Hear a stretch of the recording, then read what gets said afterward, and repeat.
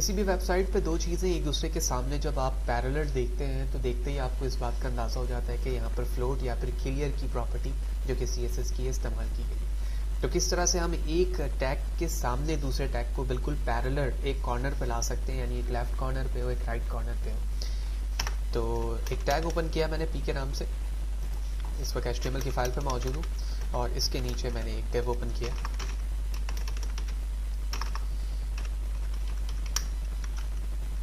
Left side and for right side.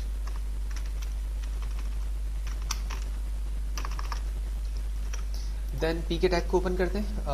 P के tag के लिए हम सबसे पहले इसकी विड्थ डिफाइन कर लेते हैं 100 पिक्सल, साथ ही साथ बॉर्डर 1 पिक्सल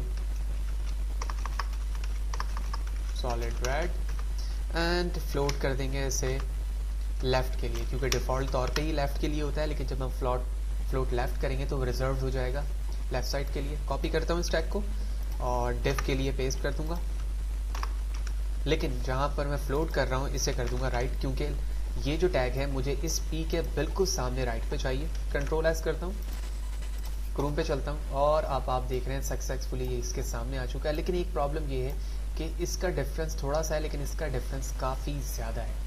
इस चीज़ के लिए हम यहाँ पर आकर मार्जिन की प्रॉपर्टी अप्लाई करेंगे, मार्जिन टॉप, जहाँ मार्जिन की वैल्यू आप पॉजिटिव डाल सकते हैं। इसी तरह आप चाहें तो नेगेटिव वैल्यू भी डाल सकते हैं। मैंने 1 पिक्सल माइनस लिखा, कंट्रोल एस किया, वेबसाइट पर आया, रिफ्रेश किया तो कोई इफेक्ट नहीं हुआ, ऑल्दो मैं वैल्यू बढ़ाकर भी देखता हूँ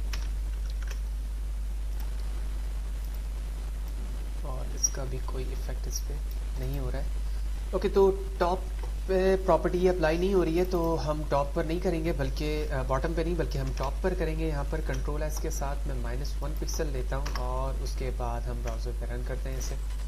तो हियर वी गो, बिल्कुल सही, एक दूसरे के बिल्कुल सामने आ चुका है ये। और इस तरह से फ्लोट को यूज़ करते हुए हम एक सेपरेट लाइन टैग, क्योंकि पी भी सेपरेट लाइन लेता है और डिव भी सेपरेट लाइन लेता है, इन दोनों को एक दूसरे के पैरेलल यानी एक दूसरे के सामने ला सकते हैं।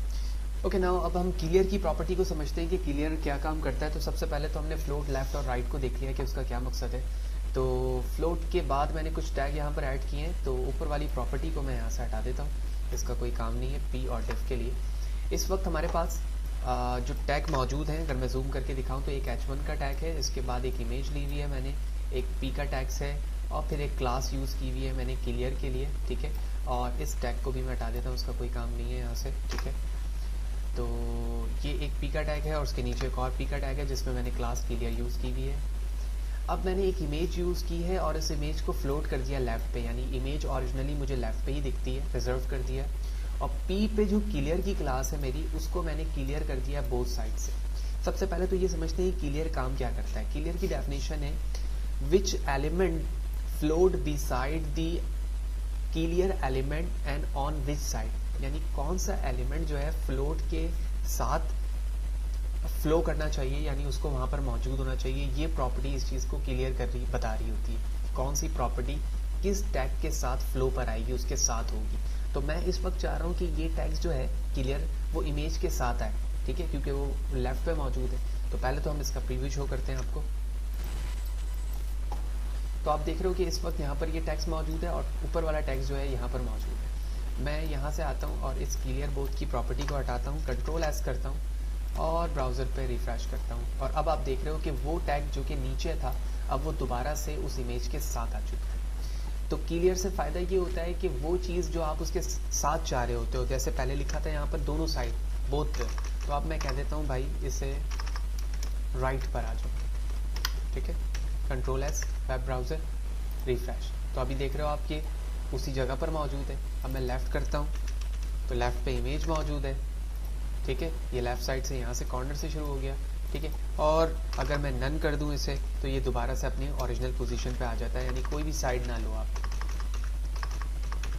कंट्रोल एक्स और रिफ्रेश कर देता हूँ तो ये दोबारा नन पे उसी पोजीशन पे वापस चला गया। तो ये बेसिक डेफिनेशन थी फ्लोट और क्लियर की कि हम किस मकसद के लिए इस्तेमाल करते हैं और वो हमने इसे प्रैक्टिकली भी देखा।